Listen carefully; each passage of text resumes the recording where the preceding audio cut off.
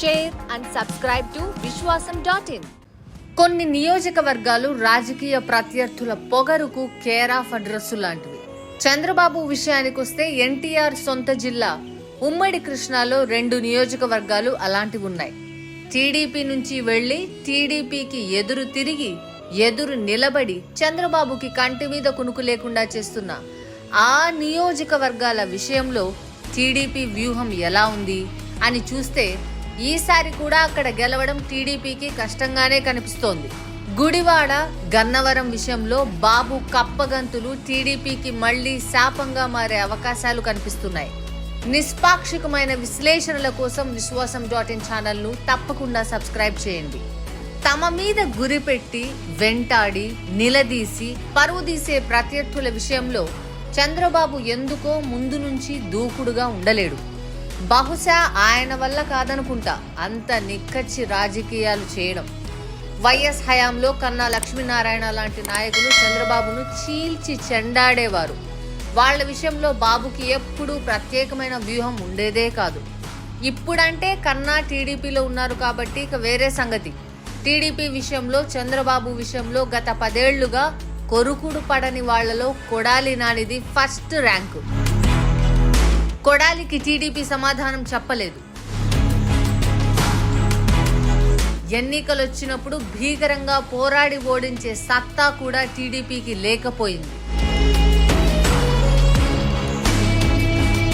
అప్పటికప్పుడు ఎవరో ఒకరిని అడ్డం పెట్టుకోవడం, కొడాలి మెజారిటీ పెరగడం కామన్ అయిపోయింది.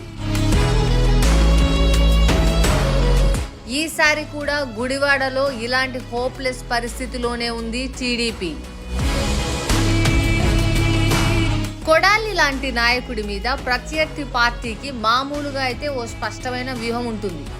ఫోకస్ పెట్టి పార్టీని పటిష్టం చేసి ఓడించేందుకు ముందు నుంచే ఎత్తుగడను సిద్ధం చేస్తారు. చంద్రబాబు అలా కాదు. గత ఎన్నికల్లో ఆదరాబాదరా అవినాష్ను తీసుకొచ్చి పోటీ పెడితే ఓడి వెంటనే వైసీపీలో చేరిపోయాడు అవినాష్. మళ్లీ పాత ఇన్ఛార్జ్ రావి వెంకటేశ్వరరావుకు పగ్గాలిచ్చాడు చంద్రబాబు. ఇప్పుడు మళ్లీ డబ్బులు పెట్టే ఎన్ఆర్ఐ వచ్చాడని, రావిని కాదని మళ్లీ కొత్త ముఖం చూపిస్తున్నాడు.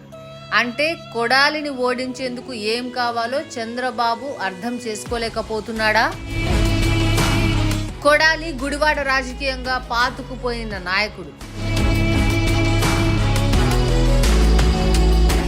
బడుగు బలహీన వర్గాలే కాదు, చంద్రబాబును తిట్టిన గుడివాడ కమ్మలు కూడా కొడాలితోనే.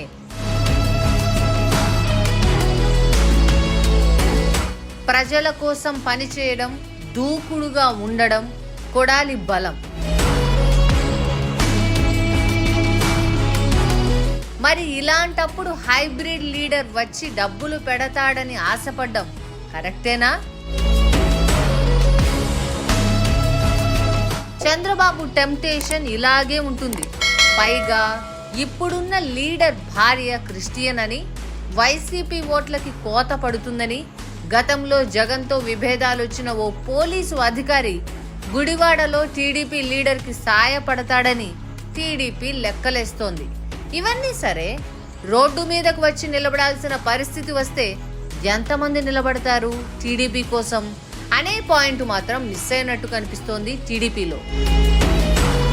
గుడివాడలాగే గన్నవరంలో కూడా టీడీపీ తడబాటు. వంశీ వెళ్లిపోయాక అర్జునుడికి బాధ్యతలు. ఆ తర్వాత యార్లగడ్డను వైసీపీ నుంచి చేర్చుకొని ఇప్పుడు టికెట్ ఇచ్చిన చంద్రబాబు. అంటే ఇక్కడ కూడా గ్రౌండ్ లెవెల్లో పక్కా ప్రణాళిక ఏం లేదు. ఎవరో ఒకరు ఉండాలి కాబట్టి వెంకట్రావు వచ్చాడు, ఇచ్చేయండి అనేశాడు చంద్రబాబు. వంశీ ఏం మాట్లాడినా ఏం చేసినా రాజకీయం విషయంలో లోతుగా ఆలోచించే నాయకుడు. ప్రతి ఊరు తిరగడం, పేరు పేరున పలకరించడం అలవాటైన అతి కొద్ది మంది లీడర్లలో ఒకడు.